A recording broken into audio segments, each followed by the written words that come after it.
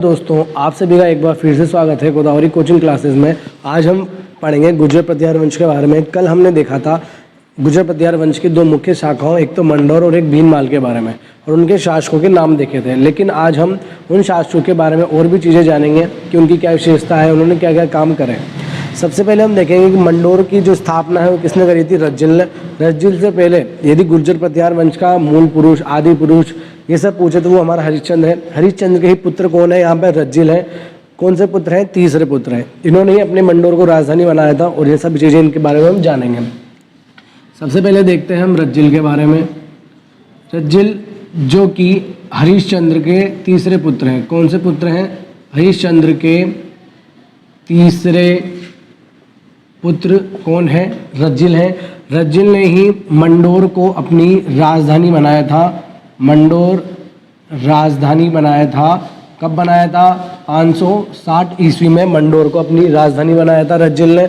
इसी के साथ मंडोर को राजधानी बनाने के साथ ही रज्जिल ने ही सबसे पहले वहाँ पर राजसूय यज्ञ करवाया था। राजसूय यज्ञ सर्वप्रथम कराने वाले कौन है? वो भी रज्जिल ही है। इन्होंने ही महामंडलेश्वर नामक मंदिर का निर्माण करवाया था। महामंडलेश्वर, एक मिनट, महामंडलेश्वर मंदिर का निर्माण करवाया था। और रज्जिल के बारे में एक नरहरि नाम का ब्राह्मण था जिसने कि इनके बारे में इनको राजा की उपाधि प्राप्त की थी। नरहरि ब्राह्मण ने इन्हें राजा की उपाधि दी थी। राजा की उपाधि देकर इनको पुकारा था। अगला हमारा शासक है नरभट्ट। नरभट्ट के बारे में देखेंगे। रज्जिल के बाद जो राज करता है मंडोर पर वो है नरभट्ट।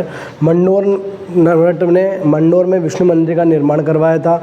नरभट्ट को उपाधि मिली थी पिल्ली पाणी की। पिल्ली पाणी का अर्थ होता है गुरु और ब्राह्मणों की संरक्षण करता है, यानी उनकी रक्षा करने वाला।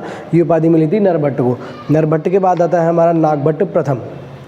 नागभट्ट प्रथम का जो उपनाम है नाहड़ के नाम से भी जाना जाता था। नागभट्ट प्रथम कौन था? रज्जिल का पोता था।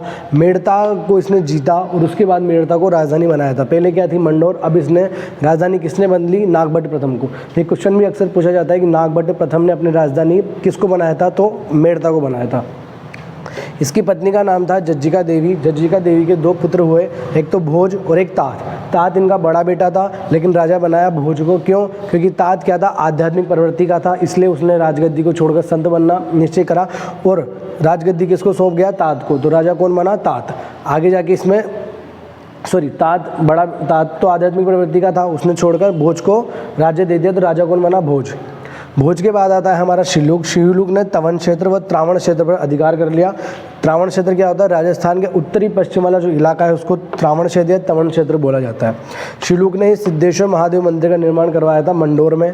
वल्ल मंडल के देवराज भाटी को इसने हराया था। किसने? शिवलुक ने। और वल्ल मंडल कहाँ पर है? जैसलमेर के जो आसपास का क्षेत्र है उसको वल्ल मंडल बोला जाता है। शिलूक के बाद आता है हमारा शिलूक का ही बेटा झोट प्रतिहार, जिसके बारे में हम पढ़ेंगे। झोट प्रतिहार शिलूक का ही पुत्र था। झोट प्रतिहार एकमात्र प्रतिहार शासक था जो कि वीणा वादक था। झोट प्रतिहार ने गंगा में समाधि ली थी। ये इसकी जानकारी हमें मिलती है घटियाला शिलालेख से। और घटियाला शिलालेख को ही आगे जाके हमें पता चलेगा कि कक्कुक ने लगवाया था। झोट प्रतिहार के बाद आता है हमारा कक्क, जो कि व्याकरण ज्योतिष का ज्ञाता व एक कवि था। इसकी दो पत्नियां थी। एक पत्नी थी भाटी वंश की जो राजकुमारी पद्मिनी, जिनसे पुत्र होता है इनके बाहुक, और दूसरी पत्नी थी दुर्लभ देवी, जिनसे पुत्र होता है कक्कुक। पहला राजा बनता है बाहुक, किसके बाद? कक्क के बाद। बाहुक के बाद बनता है कक्कुक। बंगाल के धर्मपाल व मूंदगिरी में गोड़ों के साथ इन्होंने युद्ध करा था कक्क ने, और इन दोनों को ही पराजित करा था। मूंदगिरी कहाँ पर है? अभी बिहार में मूंदगिरी नाम की एक जगह है।